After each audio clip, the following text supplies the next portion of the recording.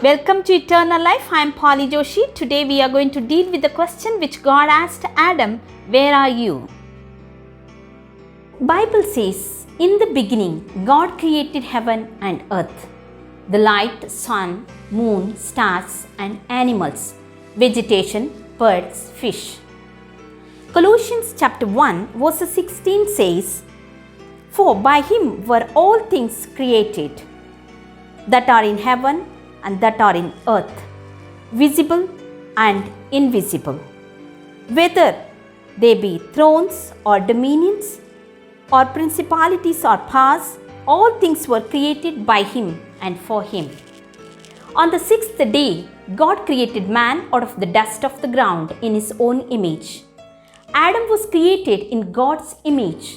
The breath of life was breathed into his nostrils and man became a living soul. And Lord God planted a garden in Eden, and there he put the man whom he had formed to dress it and to keep it. God have given them the power over all creations. Whatever he has created, male and female, he created them. Adam and Eve was the crown of the creation. Genesis 2:16 to 17 says, "And the Lord God commanded the man, saying, You may surely eat of every tree of garden, but of the tree of the knowledge of good and evil you shall not eat, for in the day that you eat of it, you shall surely die." Here is a beautiful garden full of trees with fruits. God made it just for you. So it has to be amazing. You have all the food you need and all the comforts. The earth is so friendly with you. There is no weeds or thistles. But there is just one thing. There is a commandment from God that you shouldn't eat from the tree of knowledge of good and evil. If you do so, the consequences are also told by God. God said, "If you eat, you will surely die." God is asking Adam to trust him. Don't eat, because if you eat, you will get only one thing out of it, that is death. Was that very hard? No, it wasn't. Let's see what happened. Genesis 3:1-9 says, "Now the serpent was more crafty than any other beast of the field that God Lord had made. He said to the woman, 'Did God actually say, You shall not eat of any tree in the garden?' And the woman said to the serpent, 'We may eat of the fruit of the trees in the garden, but God said, You shall not eat of the fruit of the tree that is in the midst of the garden, neither shall you touch it, lest you die.' But the serpent said to the woman, 'You will not surely die, for God knows that when you eat of it, your eyes will be opened, and you will be like God, knowing good and evil.' So when the woman saw that the tree was good for food, and that it was a delight to the eyes, and that the tree was to be desired to make one wise, so she took of its fruit and ate, and she also gave some to her husband who was with her, and he ate. Then the eyes of both were opened, and they knew that they were naked, and they sewed fig leaves together and made themselves loin clothes." We can see that Satan, through the serpent, approached Eve with a strong intention to plant a seed of doubt in her mind and heart about God's goodness and provision. Eve was trapped by his tricks. He believed that God is holding back the good which is supposed to happen by eating the forbidden fruit. Where was Adam? I guess Adam was right there with her. He would have protected her from listening to Satan's lies. Let me put it this way. Eve was strict, but Adam disobeyed God. Genesis 3:8-9. "And they heard the sound of the Lord God walking in the garden in the cool of the day, and the man and his wife hid themselves from the presence of the Lord God among the trees of garden. But the Lord God called to the man and said to him, 'Where are you?'" The most dreadful and serious consequence of the man's fall was they turned from God in fear and shame. One of the preachers said, "Sin always leads to guilt, and guilt leads to alienation both between the sinner and his fellow human being. The sinner's guilt is seen in the sinner himself. Genesis 3:9 says, "But the Lord God called to the man and said to him, 'Where are you?' This is not the voice of an angry commanding officer, but heartfelt cry of an anguished father. God is omnipresent. He knew where Adam was. God's question told Adam two things. You are lost. Adam, I have to come to find you. Everyone needs to know two things. You are lost when you were born, and Jesus Christ came to seek and save those who are lost. When Adam sinned, he became lost with reference to God. All Adam's descendants are born in that condition. Genesis 3:10-11 says, "And he said, I heard the sound of you in the garden, and I was afraid because I was naked, and I hid myself. He said, Who told you that you were naked?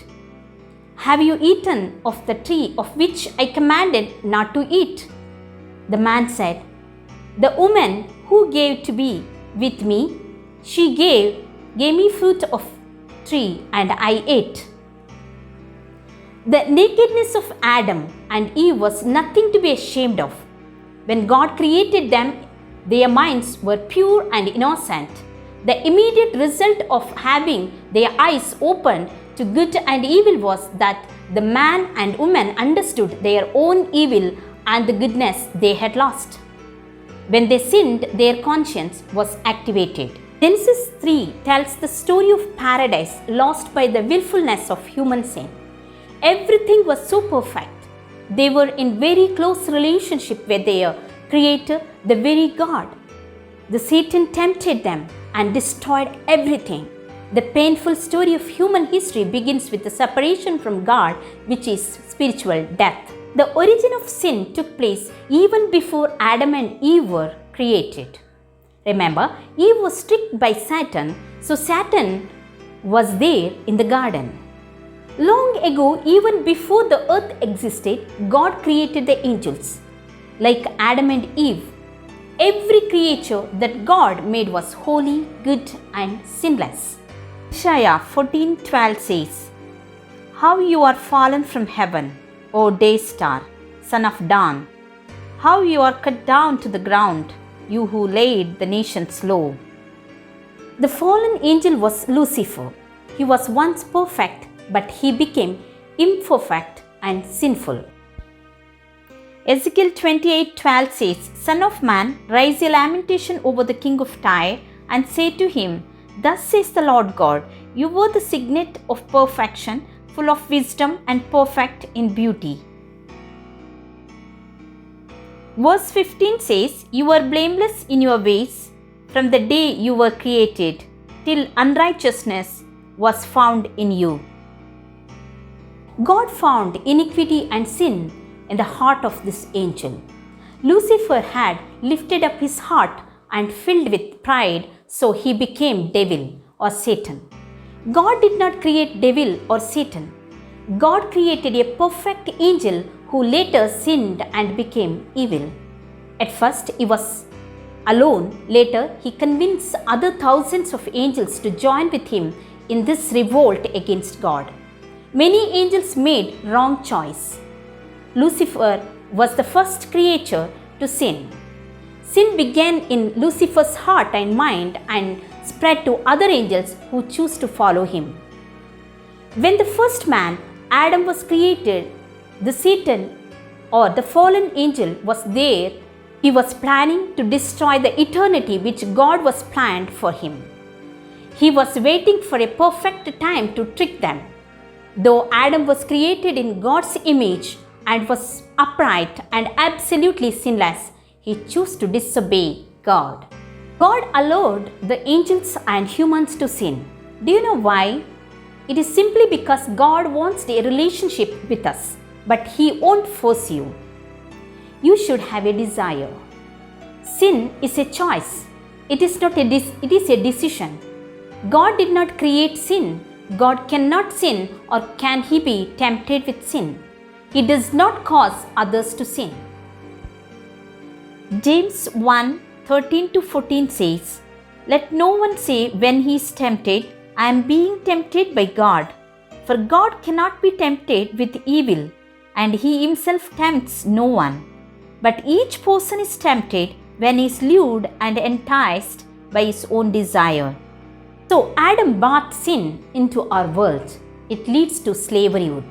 John 8:34 says, Jesus answered them, "Truly, truly, I say to you, everyone who practices sin is a slave to sin."